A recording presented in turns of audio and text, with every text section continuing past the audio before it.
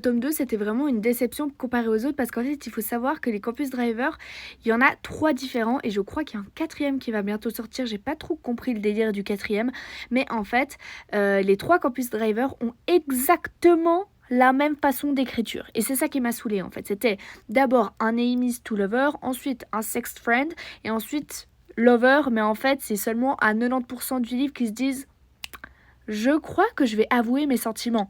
Mais pas avant. Et ça m'a vraiment saoulée parce qu'en fait, c'était 3 fois la même histoire avec des personnages totalement différents qui avaient des caractères totalement différents, mais en fait, ils avaient les mêmes expressions de s'exprimer. Mais en fait, en soi, c'est juste l'autrice qui savait pas faire autrement et qui savait pas créer des personnages d'une façon autre. Genre, elle avait un chemin tracé, elle le prenait. Genre, et au bout d'un moment, c'était chiant. C'est pour ça que j'ai pris aussi longtemps à lire le 3e tome, alors que franchement, pour moi, le 3e tome, c'est le meilleur. Voilà pour mes lectures de janvier.